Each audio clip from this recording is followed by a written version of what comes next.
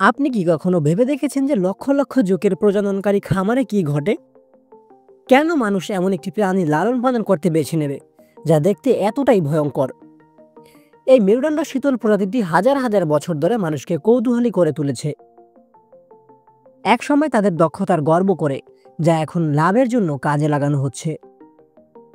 এরকম আরও তথ্য জানতে আমাদের এই চ্যানেলে যোগ দিন। চলুন ঢু মেরে আসা যাক আজকের রোমাঞ্চকর গল্পে। কৃষি পরিবেশে জোকের প্রধান খাদ্য হলো শামুক, ঝিনুক, এমনকি কখনো কখনো পশুর রক্ত। শামুক এবং ঝিনুককে প্রাথমিক খাদ্য উৎস হিসেবে বেছে নেওয়া হয়, কারণ এগুলিতে পুষ্টিতে সমৃদ্ধ এবং জোকের প্রাকৃতিক খাদ্যের জন্য উপযুক্ত। জোককে নিয়মিত এবং সঠিক পরিমাণে খাওয়ানো উচিত, যাতে অপচয় এড়ানো যায় এবং নিশ্চিত করা যায় যে পানির গুণগত মান খারাপ না হয়। সাধারণত প্রতি হাজার জোকের জন্য প্রতি সপ্তাহে 20 কিলোগ্রাম শামুক এবং ঝিনুকের প্রয়োজন হয়। জোক খামারগুলি বাতাস থেকে দূরে সুরক্ষিত হয়, কিন্তু প্রচুর সূর্যালোকের সংস্পর্শে থাকা এলাকায় অবস্থিত হয় জোকের খামার। নিষ্কাশন এবং সেচের জন্য সুবিধাজনক সঠিক অবস্থান নির্বাচন করা একটি গুরুত্বপূর্ণ কাজ জোক খামারিদের। কারণ অবস্থানগুলিতে সাধারণত 3 মিটার পুকুর থাকে, প্রশস্ত 1 থেকে 1.5 মিটার এই সুবিধার আকারের সাথে মেলে এমন ডিজাইন করা হয়। চীনা জোক চাষিরা এই পর্যায়ে খুবই মনোযোগ দেন, কারণ এটি খুবই গুরুত্বপূর্ণ। দেখুন, এই জোকগুলো তার হাতে স্বাস্থ্যকর জোক। শুধুমাত্র সবচেয়ে স্বাস্থ্যকর জোকই প্রজননের জন্য নির্বাচন করা হয়।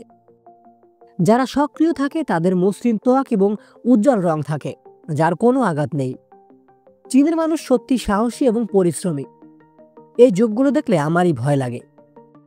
চীনা জোক কৃষকরা সাধারণত প্রাপ্তবয়স্ক জোক সংগ্রহ করে যখন তারা প্রায় 10 সেন্টিমিটার দৈর্ঘ্যে পৌঁছায়। এটি সাধারণত 6 থেকে 12 মাস বৃদ্ধির পর ঘটে। তার হাত দেখে মনে হচ্ছে সে যেন একটি সুচ দিচ্ছে। এটি জোক শুকানোর আগের প্রক্রিয়া, এবং আমার কাছে মনে হয় এটি একটি শিল্পের মতো। শুকনো জোক যদিও দেখতে ভয়ঙ্কর হতে পারে, আসলে পুষ্টিকর সমৃদ্ধ খাদ্য উৎস এবং অনেক ঐতিহ্যবাহী ঔষধের প্রেসক্রিপশনে একটি গুরুত্বপূর্ণ উপাদান হয়ে উঠেছে জোক, বিশেষ করে চীনা ঔষধে। প্রিয় দর্শক, আজ আমরা লক্ষ লক্ষ চাষের পুরো প্রক্রিয়াটি অতিক্রম করেছি। চীনা জোকদের সাথে পরবর্তী ভিডিওতে দেখা হবে।